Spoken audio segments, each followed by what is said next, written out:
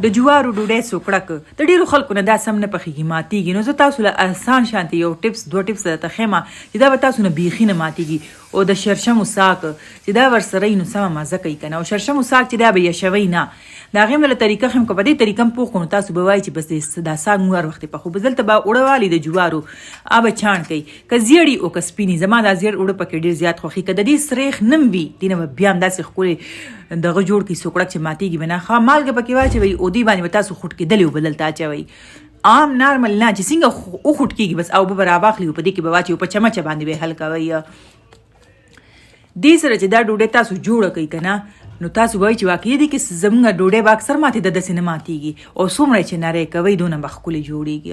نو بس دلته وګورئ ما دونه راغونډ کړو، لا ګرم دي، زه هغه ږلی نه شم نو ځکه به زه دا ټول را یو ځای کړم او پرېږدم. دغه شانتې تاسو هم پرېږدئ یو ساعت چمچه باندې را مکس کوئ.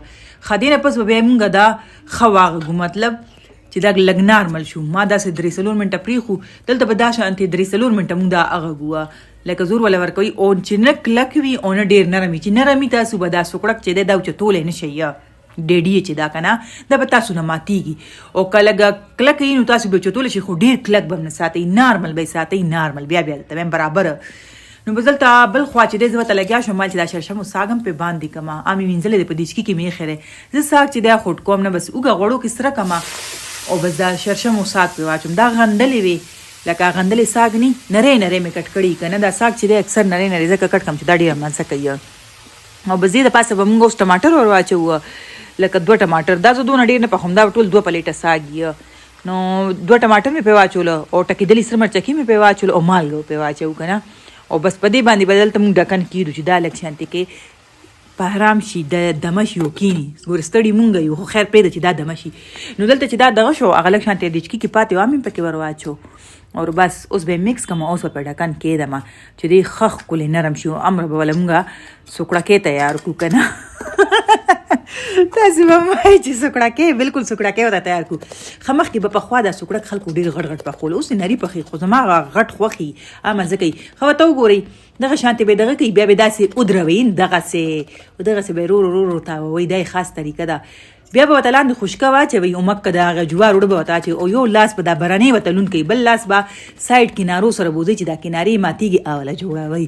لږ شانتې خواري ده که نه، لږ شانتې مینه ده که نه، دا به ورسره کوئ. او بس بیا به یې په ډکنې باندې راوچته کوئ. وګورئ مخکې به چې هغه غټې وي به اسانۍ سره همدغسې موچتې دي په لاس باندې. په تبخي مې کېښو، تبخي ګرم دی، ډېر ګرم نه دی خو ګرم دی. په هغې باندې مې ورو زور ورکولو. دا لاس مې ولا لوند کړی دی، که لوند نه ورپورې به اونخلیږي. بس بیا مې لږ شانتې نری کړو. دا یو به نری پوخ کړو، بل به لږ شانتې ښه پوخ کړو. او ورسره ساګ هم چې دی عام تیارېږي. نو وګورئ بس دا ساګ چې دی که نه، دا چې کله دلته دیزي ته ورسېږي اوبه وچېږي نو دې کې به تاسو ښه ډېر شنه مرچکي واچوئ. اوس لکه مزې خوند لپاره مالګه به وسکئ او ښه به یې سور کوئ. ښه چې دې کې دا ټماټر نه وي، دا د نري تار په شان چې اوس پکې لا شته نو دا به زه لا سور کوم. او وګورئ دا دویمه ډوډۍ مې پخه کړه، دویم سوکړک مې پوخ کړو. نو بس یو ډېر نری او یو ښه دی. او پخوا خو به خلک د دې سوکړک کنارې هم پخولې، ولې چې هغه به ډېرې پلنې وې که نه.